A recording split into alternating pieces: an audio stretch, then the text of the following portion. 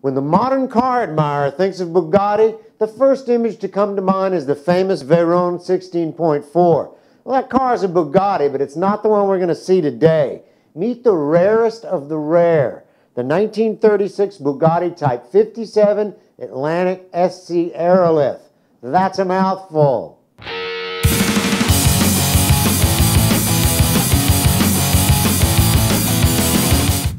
I'm Michelle Rahal with the Drive Channel and thedrivechannel.com.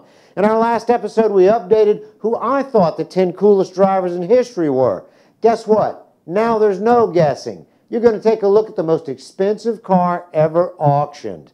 Ettore Bugatti came from an artistic beginning, and he studied just for that. Well, that didn't work out. The car had been invented, and he caught the bug, and by 1901, Bugatti had produced his first automobile. Now, everybody wonders about these cars from 1901 until today. Are they German? Are they Italian? Are they French? Well, guess what? They're all of the above.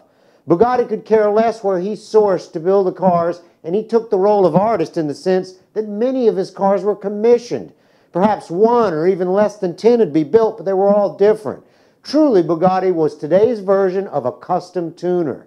Now, Bugatti always wanted to race, as did most manufacturers of the day, and he won the 24 Hours of Le Mans in 1937 and 1939. The car was a 57 type, but with bodywork that gave it the nickname Tank. In 1935, a particular concept car was shown at the Paris Auto Show. It was the Type 57 Atlantic Aerolith. This car was made of magnesium, and it sat slightly taller than the several production versions of the Atlantic that were to come. Only 7 of these production cars were built, and they were made with aluminum panels instead of magnesium. They were works of art then, and they are most certainly works of art today, as the one you see right here was auctioned for $38 million. Only 2 of these cars remain as close to the originals as possible, while one was reconstructed after being completely destroyed when it was hit by a train. Who has the 2 originals? Well, nobody in the public knows who bought the one you see here for the huge sum, but it sits in the Mullen Automotive Museum in California. The other, considered the most original, is owned by Ralph Lauren. Some actually consider his to be too perfect. Well, not for me. It's black, as are most of his Bugattis, and it is absolutely stunning.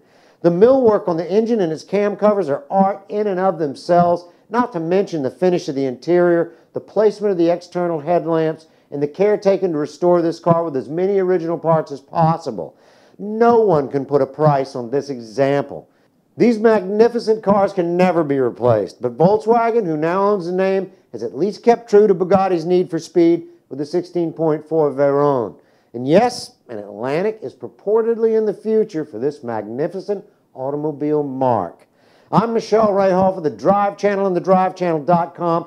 As always, if you like what we do, favorite us, comment, good or bad, and if you subscribe, we always look at subscribing back. We'll see you next time.